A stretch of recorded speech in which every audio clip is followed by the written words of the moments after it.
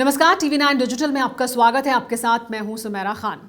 अफगानिस्तान में इस वक्त तालिबान सत्ता पर काबिज हो चुके हैं, लेकिन भारत सरकार की अभी तक कोई आधिकारिक प्रतिक्रिया इस बात पर नहीं आई है। हालांकि भारत सरकार ने दोहा में जो 9 पॉइंट स्टेटमेंट जारी किया था 12 देशों ने, जिसमें US, UK, China, Pakistan, Uzbekistan, Tajikistan, तमाम और देश शामिल थे। 12 देश उसमें शामिल थे, उसमें भारत भी शामिल था, जिसमें भारत ने ये कहा था कि अगर फोर्सफुली यानी ज़ोर ज़बरदस्ती से हथियार के दम पर सत्ता पर काबिज होगा अफगानिस्तान में कोई भी, तो उसे स्वीकार नहीं करेगा भारत भी उन 12 देशों के साथ शामिल था उस स्टेटमेंट को साइन करने में।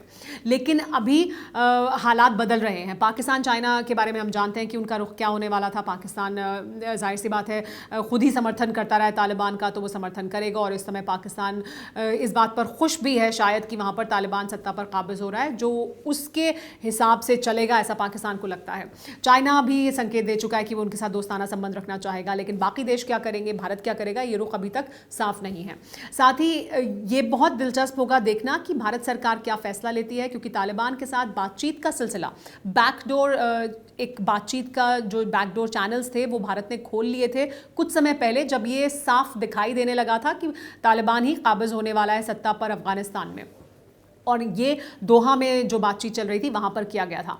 लेकिन क्या भारत सरकार खुलकर बातचीत शुरू करेगी आगे तालिबान के साथ, उनके साथ डायलॉग को जारी रखेगी, ये देखना दिलचस्प होगा। क्योंकि तालिबान के साथ बातचीत और डायलॉग को जारी रखना क्या भारत के इंटरेस्ट में है या नहीं, भारत सरकार ऐसा चाहती है या नहीं, उनको रिकग्नाइज करेगी या नहीं, ये तमाम सवाल भविष्य के गर्भ में हैं। लेकिन भारत सरकार के साथ साथ ये भी देखना बहुत दिलचस्प होगा, क्योंकि तालिबान को समर्थन करने के साथ साथ पाकिस्तान इस बात को लेकर इस समय खुश है कि वो सत्ता पर काबिज हो रहे हैं। लेकिन हुसैन हक्कानी ने एक आर्टिकल लिखा है जिसमें उन्होंने कहा है कि ये जो समर्थन तालिबान को पाकिस्तान ने दिया है और जिस तरह से उन्हें सत्ता पर काबिज कराया है, उसमें पाकिस्तान का जो रोल रहा है, उसको लेकर पाकिस्तान को आने वाले समय में बहुत अफसोस करना पड़ेगा।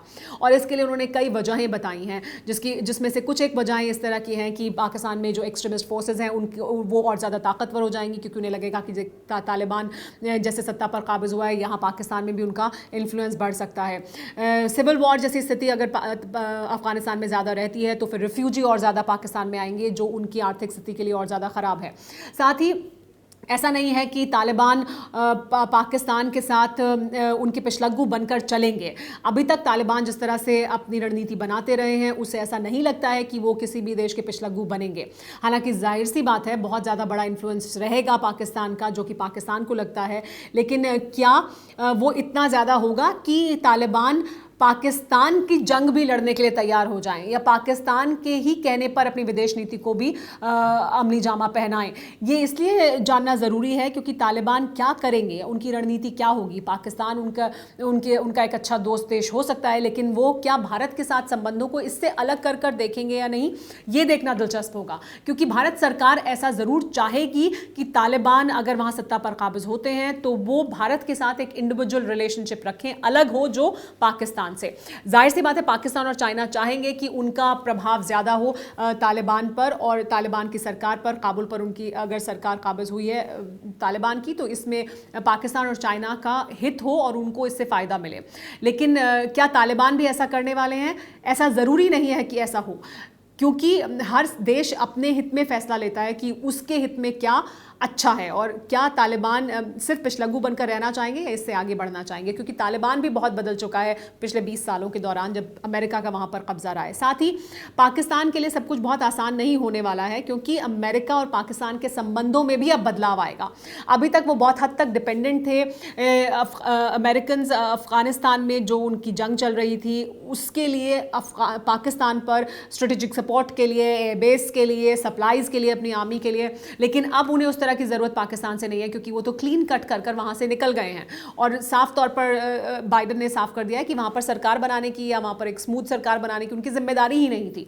तो अब वो क्लीन कट कर जब अफगानिस्तान से बाहर निकल गए हैं, तो अब वो पाकिस्तान पर सीधा दबाव बना सकते हैं कि अब आप तालिबान को कंट्रोल करिए, हालांकि ज़रूर अमेरिका में इस बात की चर्चा होगी कि क्या उन्हें पहले ही पाकिस्तान को और कंट्रोल करना चाहिए था और पाकिस्तान जिस तरह का समर्थन तालिबान को दे रहा था उसे कंट्रोल करना चाहिए था। ये एक अलग चर्चा का मुद्दा बना रहेगा। लेकिन भारत सरकार ज़रूर अफ़गानिस्तान के साथ और तालिबान के साथ, मुझे ऐसा लगता है कि बातचीत का सिलसिला क्योंकि पहले भी शुरू कर चुकी थी और एक समय ऐसा था जब IC-814 की घटना हुई थी और उसे हाईजैक कर कांधार ले जाया गया था, तब कोई चैनल्स खुले नहीं थे तालिबान के साथ भारत सरकार के।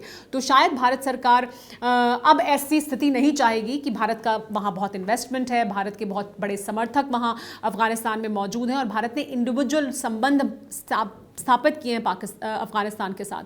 तो भारत सरकार ये नहीं चाहेगी कि वो सब कुछ ऐसे ही ख़त्म हो जाए। ऐसा हो सकता है कि भारत सरकार तालिबान के साथ बातचीत को और बड़े पैमाने पर और सीधे तौर पर आगे बढ़ाए। हालांकि ये देखना बहुत दिलचस्प होगा कि क्या रहती है नीति भारत सरकार की तालिबान के प्रति। साथ ही ये इस वक्त भारत एक बहुत अहम और स्ट्रेटेजिक जगह पर भी मौजूद है।